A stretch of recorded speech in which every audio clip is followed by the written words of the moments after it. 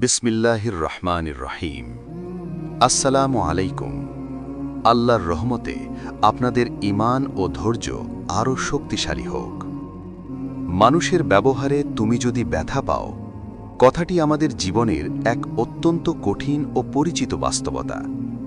আমরা রক্তমাংসের মানুষ, তাই কাছের মানুষদের প্রতি আমাদের ভালোবাসা, মায়া ও প্রত্যাশা থাকে।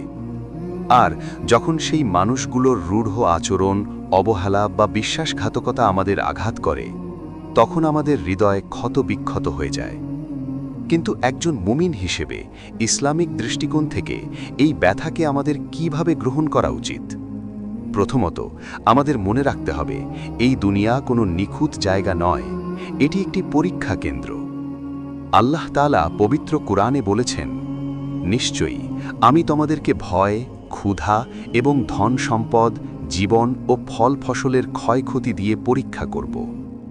আর তুমি সুসংবাদ দাও ধৈর্যশীলদের।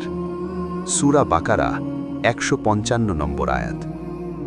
মানুষের দেওয়া মানসিক কষ্ট বা আঘাত মূলত সেই পরীক্ষারই একটি অংশ। যখন কেউ আপনাকে অকারণে কষ্ট দেয়, তখন সর্বশ্রেষ্ঠ মানব হযরত মুহাম্মদ সাল্লাল্লাহু আলাইহি ওয়াসাল্লামের জীবনের দিকে তাকান। তায়েফের ময়দানে তিনি রক্তাক্ত হয়েছিলেন, আপন মানুষদের দ্বারা তিরস্কৃত ও অপমানিত হয়েছিলেন। কিন্তু তিনি কাউকে বদদোয়া করেননি, বরং অসীম ধৈর্য ধারণ করেছিলেন।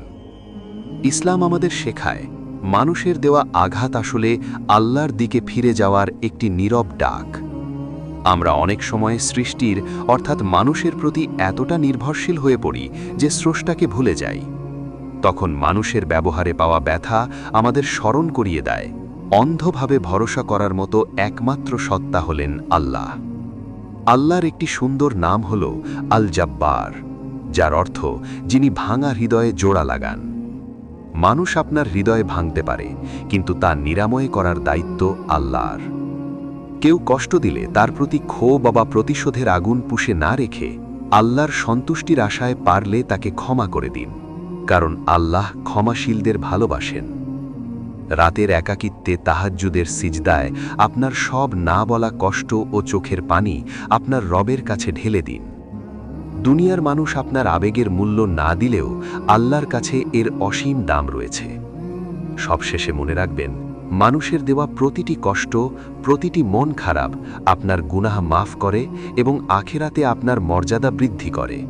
তাই মানুষের ব্যবহারে ব্যথা পেলে হতাশ হয়ে ভেঙে পড়বেন না। মানুষের কাছে অভিযোগ না করে